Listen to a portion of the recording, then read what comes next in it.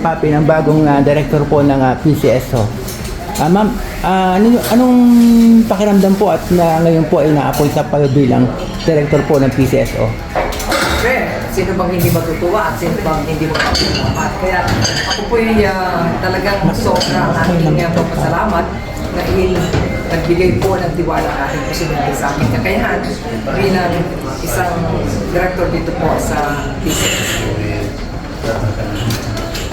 Ma'am, anong gagawin po natin at nakinapaupo na po rito bilang director po? Siyempre po, may mandato ang PCSO. Ito ay to provide healthcare and medical assistance services. Doon po tayo mag-focus ngayon. At siguraduhin po namin kami mga directors ay nagkakaisa. Kung anong mga magandang programang pagtutuloy at kung anong programang dapat iusad sa ating mga kabayan. Lalo na po yung isang linggong servisyo. Sa tingin ko, this is new at dapat hanggang Saturday at Sunday dapat magkaroon ng katugunan ng mga kahilingan po ng ating naka-hospital dahil yun ang natin nagdagang pa ang kanilang mga kastusin.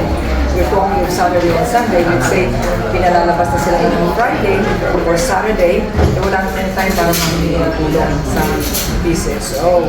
And that will take another Saturday, Sunday, and then if you submit it by Monday, so it will take another 24 hours bago ma-reveal ang GL o tulong ng PCSO. Kaya para maiwasan yun, hahaba pa yung kanilang bill sa hospital. Sa tingin ko napakaganda nung isang ibang servisyo na pinupropose ko sa body, sa board, para ito ma-aprobahan. Dahil tuwa ko si President nung aking minensyon nitong program nito ay gusto kong i-propose po sa board. And sabi niya, sige na, gawin niyo na, unahan niyo na.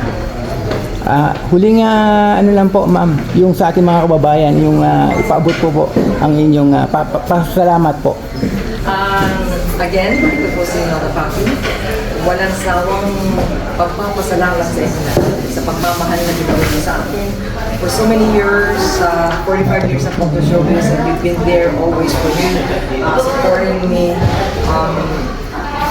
Maraming salamat. Ngayon, balik po akong servisyo sa inyo, kaya wala po akong ibang hihilingin kundi ipagpatuloy niyo pong ipagdasal kami.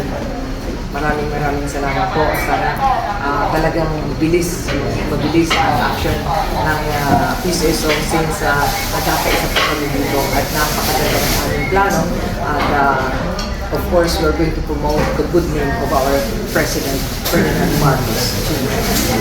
Maraming salamat po, ma'am, madam, director, Imelda Papi. Thank you po. Please like and share my video. And don't forget to subscribe.